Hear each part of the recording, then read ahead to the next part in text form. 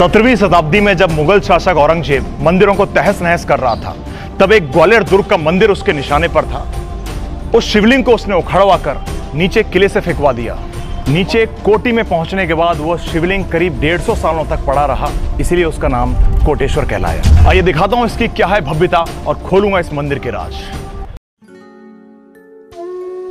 ग्वालियर दुर्ग वैसे तो कई महाराजाओं के अधीन रहा, परंतु मंदिरों का विध्वंस मुगल शासन में सर्वाधिक था। आज दुर्ग पर खंडर बना यह शिव मंदिर मुगलों के अत्याचारों की गवाही देता है।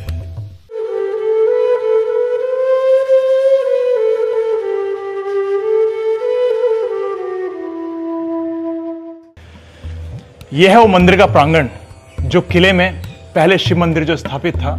यहां पर तोमर वंश के शासकों ने यह मंदिर का निर्माण कराया था।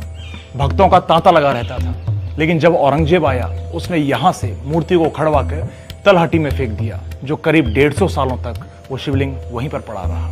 तो इसको औरंगजेब ने अपने हिसाब से इसका पूरा डिजाइन, इसका पूरा आकार चेंज कर दिया। आप देख सकते हैं यहां पर जितनी भी आकृतियां बनी हुई थी पहले भगवान की, देवी देवताओं की,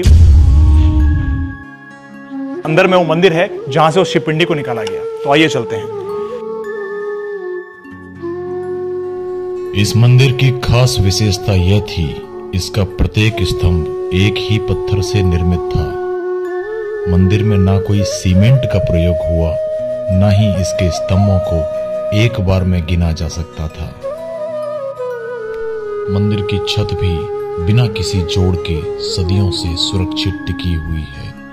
यही वो स्थान है जहां पर शिवपिंडी स्थापित की गई थी और मुगल शासक ने यहीं से इस शिवलिंग को उठाकर बाहर फेंकवा दिया। आप देख सकते हो ये जगह पूरी सुरक्षित है। आज भी यहां पर लोग आते हैं, माथा टेकते हैं, जहां से बूंद बूंद करके दूध की और पानी की धारा टपकती थी। और आप देख सकते हैं दरारें आ चुकी हैं। इसी मंदिर के प्रांगण में है एक ऐसा कुआं जिसे उस वक्त राज स्नान के लिए उपयोग में लाया जाता था। इस कुएं के पानी से ही शिव प्रतिमा का जलाभिषेक किया जाता था व विशेष कार्यक्रमों पर यहाँ उत्सव नाचगान होते थे। ऐसा कई कथाओं में सुनने को मिला है।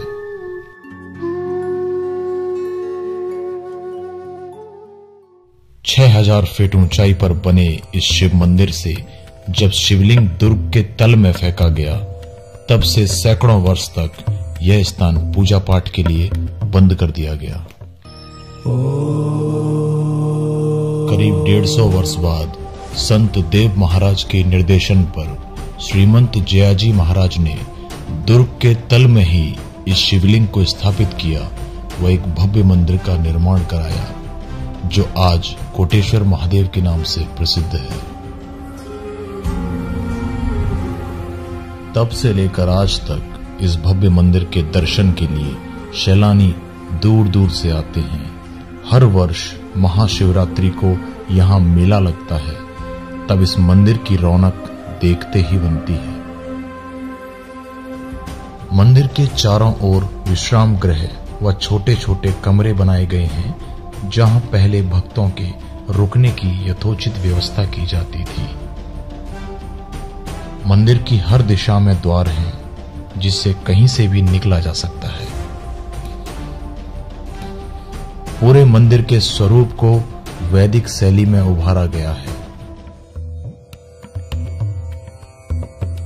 इसकी दीवारों पर बनी आकृतियां व कलाएं देव श्रृंगार, वास्तुकला, पौराणिकता को दर्शाती हैं।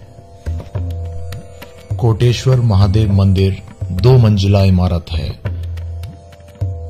तीसरी मंजिला स्वरूप बड़े बड़े गुंबद इस मंदिर की शोभा में 4 चांद लगा देते हैं। ऊपर की मंजिल पर जाने से पता लगता है कि शिंदे महाराज के समय यहाँ राज परिवार विशेष पूजा समारोह के लिए आया करता था।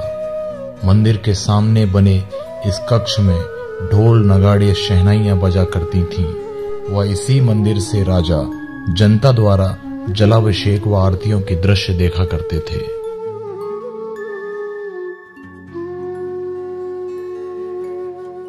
इसकी दूसरी मंजिल की छत पर यानी तीसरी मंजिल पर जाना वर्जित है। लेकिन इस मंदिर के सौंदर्य को आप तक पहुंचाने के लिए हम जा पहुंचे मंदिर की छत पर, जहां से पूरे ग्वालियर का दृश्य मनमोह लेता है। कहते हैं कि यहाँ पर 3 परिक्रमाएं की जाती हैं, एक निचली मंजिल पर, ऊपरी मंजिल पर और एक तीसरी मंजिल। यहाँ पर आप देख सकते हो शेषनागों की आकृति के गुम्बद बने हुए हैं। करीब 1100 शेषनाग और प्रतिमा यहाँ पर लगी हुई हैं और 1100 रुद्र उस मूर्ति पर भी लगे हुए हैं। आप देख सकते हो यहाँ चलना मुश्किल हो रहा है। सालों से लोग यहाँ पर शायद नहीं आए हैं, इसलिए यहाँ पर चलना मुश्किल हो रहा है। और ये वो परिक्रमा का आखिरी पड़ाव है जहाँ पर आधी परिक्रमा करते हैं।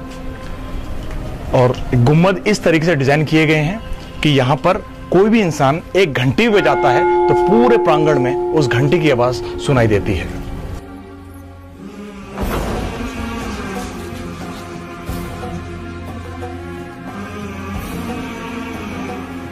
ये छत का आखिरी गुम्बद है। 8 गुम्बद बने हैं जिन पर नागों की प्रतिमा अंकित है। माना जाता है कि 1100 नागों के स्मृति चिन्ह यहाँ पर लगाए गए हैं जो मूर्ति में देखने को मिलते हैं। और ऐसा ही माना जाता है, भक्तों का दावा है कि यहाँ पर शेषनाग की छवि आती है। किसी किसी खास मौके पर सांप को देखा गया है। सरफराज यहाँ पर आके दर्शन देते हैं और जिसको भी दर्शन देते हैं उसके भाग्य खुलना निश्चित है।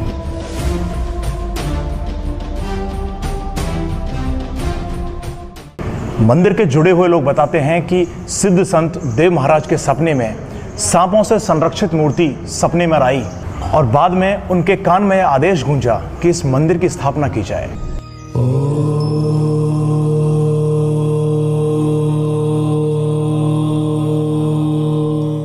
हर वर्ष लाखों श्रद्धालु इस मंदिर में दर्शन प्राप्त करने आते हैं और भगवान भोलेनाथ की कृपा से उनकी सारी मनोकामनाएं पूरी होती हैं। और आप भी अगर ग्वालियर में हैं या ग्वालियर आने वाले हैं तो इस मंदिर में आकर भगवान की मूर्ति का दर्शन जरूर कीजिए, क्योंकि ऐसी मूर्ति पूरे भारतवर्ष में कहीं नहीं है और इसके दर्शन मात्र से सारे कष्ट दूर हो जाते हैं। अगली बार फिर मिलता हूं एक नए मंदिर के रहस्य के साथ। तब तक के लिए नमस्कार।